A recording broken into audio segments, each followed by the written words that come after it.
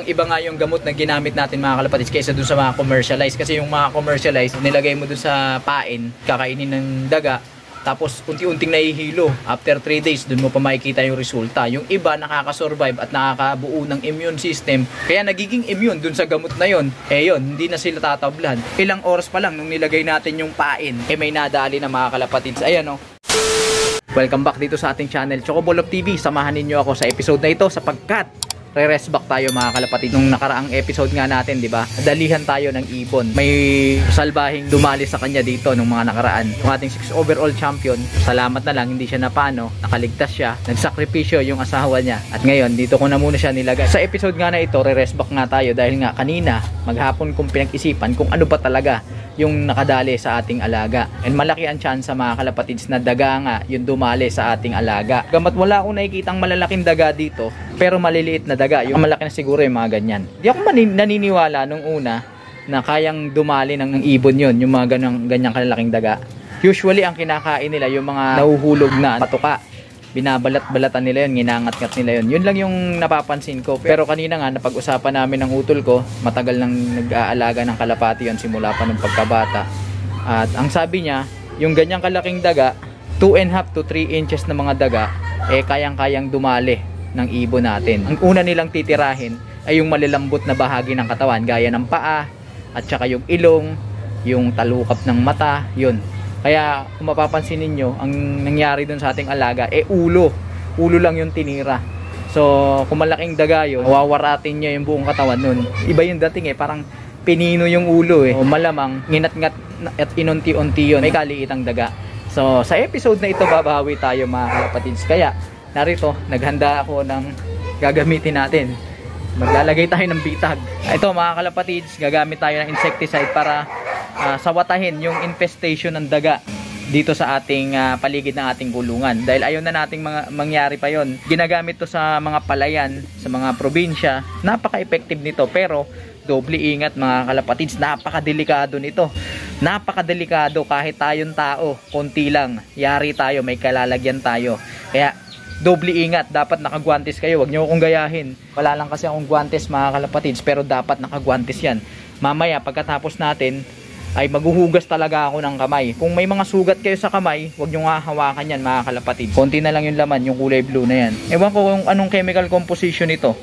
Kahit mga malalaking hayop at kahit tao, pagka nadali kayo nito, mag-ingat talaga kayo mga kalapatids. Mag-ingat kayo. Kung merong gala-gala na mga aso, pusa, mga pet nyo sa bahay, huwag nyong gagamitin to at ikakalat-kalat mga kalapatids, dahil sigurado yun mga kalapatids, sinasabi ko na sa inyo, napakadelikado nyan, lalo na sa mga bata. Nako, huwag yung ingat kayo dyan mga kalapatids, doble ingat, sinasabi ko sa inyo.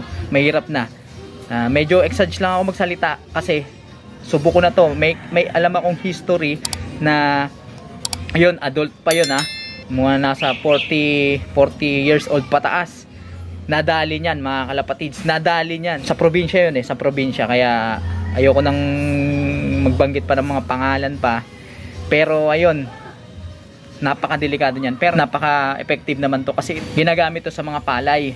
Yung mga palay hindi maapektuhan, pero yung mga ligaw na damo at yung mga insekto, yung mga peste na nakatira doon, lahat yun masasawata, maaalis yun mga kalapatids. Bumili na rin tayo nito dahil nga baka kulangin. Zinc phosphide, napaka-effective din ito. At ganun din, napakadelikado rin ito. Kung gaano kadelikado to, ganun din to mga kalapatids. Kaya doble ingat kayo. Ayan, dinidiinan ko na yung pag-aano ko sa inyo, yung pagpapaliwanag ko, dahil napakadelikado nito. Gumamit kayo ng gloves at mag face mask kayo, dahil yung mga alikabok niya, napakaano kasi nito napaka powder niya, napaka pino. Pagka nasinghot nyo yung niyan, maaari kayong madali mga kalapatids. Alam yan ng mga nasa palayan sa probinsya.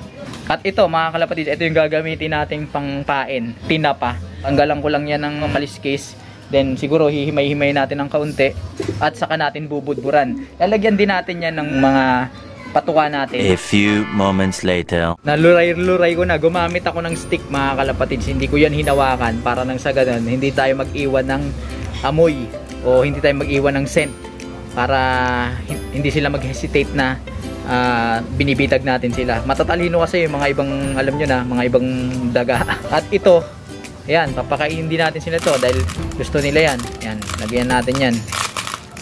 Boost na natin yan. May kasama yung iba't ibang grains na paborito naman ng mga kalaban natin. Ayan. At syempre ito na, lalagay na natin to. Medyo layo tayo ng konti kasi nga ano yan, powder. Ingat lang na ano, na masisinghot nyo. Yari tayo dito. Medyo nilalayo ko yung aking muka dahil nahirap na. Pusin ko na siguro to. Bibili na lang tayo ng bago.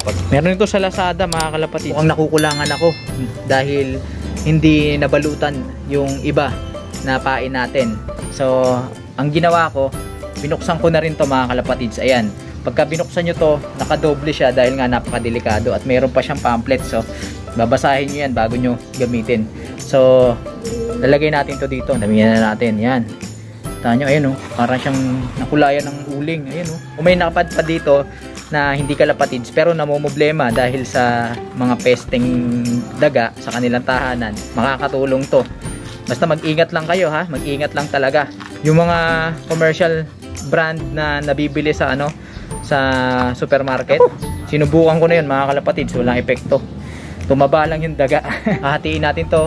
Yung isa ilalagay natin dun sa pinaka sulok, yung hindi maaabot ng ating mga ibon. Lalagyan din natin yung kulungan natin na pinangyarihan ng krimen dahil siguradong babalik at babalik yung sumalbahe na yun, mga kalapatids. Kapag ka nakatikim kasi sila ng laman nun at nasarapan sila, babalik at babalik yun, mga kalapatids, maniwala kayo. Kaya pagka nangyari sa inyo yan, huwag nyong deadmahin.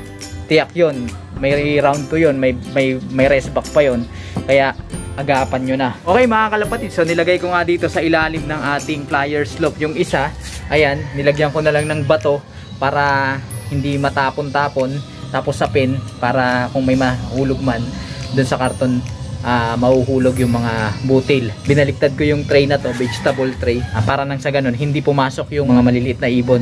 May mga pumapasok na maliliit na ibon dito eh, para hindi nila matuka yung nilagay natin at hindi sila madali. Samantala yung isang pain naman natin, dito ko ilalagay para nang sa ganun hindi kumalat, at nilagyan ko ng pabigat yung bato para hindi rin na tumaob-taob. And then ilalagay natin to dito sa ating kulungan, yung pinangyarihan ng krimen, dahil naniniwala tayo babalik at babalik yun. Hindi ako naglinis, mga kalapati, yung amoy nun nandyan pa rin, kaya babalikan at babalikan yon ng ating magaling na kaaway. Ay nailagay na nga natin dyan, mga kalapatids, yung ating mga pain. Pinapangako ko sa inyo, nanginginig pa.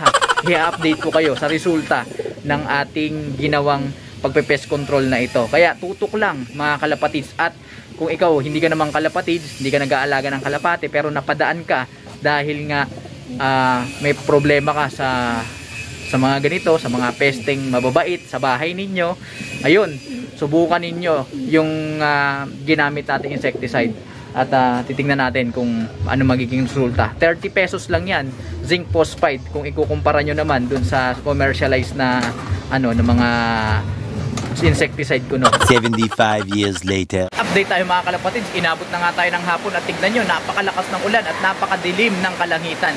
Kanina nga ang hali napakainit ng sikat ng araw, kaya nagpaligo tayo sa ating mga alaga.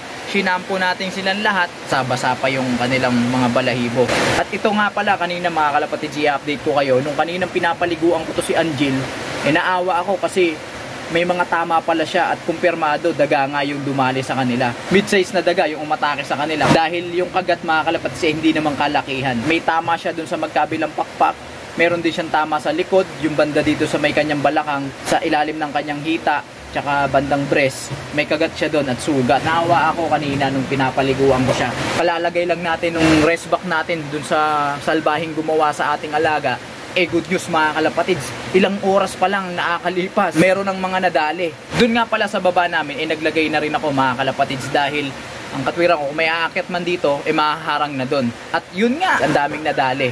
Nagulat na nga lang yung nanay ko, ang daming nadaling bugwit. Yun nga, sinabi ko, naglagay nga ako ng pambitag. Kaya yun, mga kalapatids, ang nangyari, epektibong epektibo na. Dito naman sa paligid ng ating kulungan, meron ding nadali, mga kalapatids. Ilang oras pa lang nung nilagay natin yung pain, may nadali na, mga kalapatids. Ayan, hindi ko na lang i-close up, mga kalapatids, kasi mahina ako sa sa daga. Mahina ang sikmura ako dyan, kaya pasintabi sa mga kumakain dyan at nanunood dito mga mahihina ang sikmura, pasensya na kayo, pinakita ko lang ganung katapang yung gamot na ibinigay natin. Paalala uli mga kalapatids, at maging dun sa mga nanay o kung sino man na nanunood dito na kaya narito dahil may problema sa mga pesting daga at mga bubwit. Ayun mga kalapatids at mga kababayan, ingat-ingat lang kayo sa paggamit nun. Kung may alaga kayong pusa, aso, at kung ano-ano pang mga pet sa bahay ninyo, maging yung mga bata at maging tayo na adult, nako, hindi tayo sasantuhin ng mga gamot na yon. Kaya doble ingat. Ibang-iba nga yung gamot na ginamit natin mga kalapatids kaysa dun sa mga commercialized. Kasi yung mga commercialized, ang kadalasan yan, pag pinakain mo yan, nilagay mo dun sa pain, kakainin ng bubwit, kakainin ng daga, tapos unti-unting nahihilo. After 3 days, dun mo pa makikita yung resulta. Yung iba nakakasurvive at nakakabuo ng immune system, kaya nagiging immune dun sa gamot na yon. Yun, hindi na sila tatablan, nakapag-adjust na yung katawan. Pero yung ginamit natin mga kalapatids, walang patawad yun. Isang tikim lang, dali agad. Kaya tignan nyo mga kalapatids, ilang oras pa lang nakakalipas, bumaba lang ako mga kalapatids para magkape. Ayun, pagbalik ko, mayroon ng mga nadisgrasya. Ganun ka-epektibo yun mga kalapatids. Bola lang yan. Doble ingat lang ha. Advice ko sa inyo, ilagay nyo dun sa isang box na selyado, tapos maglagay lang kayo ng konting butas na daanan, pasukan at labasan ng mga bubwit. Para nang sa ganon, kung magkalat man yung mga bubwit na yun, hindi nila maikakalat yung mga pain natin. Kung magkakalat man yun, at least nandun nasa loob ng box at walang madadamay. At madali pang linisin. At yun ang update natin sa restback ng api mga kalapatids. Epektibo yung ginawa nating paglalagay ng pain. Sana sa mga kalapatids natin dyan na may ganitong problema, makatulong yung ganitong episode natin. Kaya kung nagustuhan mo ang video na ito, pakiusap lang, pakilike naman ang video para nang sa ganun, ma-promote tayo ni YouTube at marami pa ang maabot ng ating programa. At kung ikaw naman ay bago lang at hindi pa nakapag-subscribe, naku, ano pang hinihintay mo? Pindutin mo na ang subscribe button at ang notification bell na bubulol pa para nang sa ganun, updated ka at tuwing meron tayong panibagong video dito lang sa ating tambayan. Ano mga kalapatids, ingat kayo hanggang sa susunod natin pagkikita. Paalam! Oh, ano? Kamusta? Ano? Oh, boss, tiga!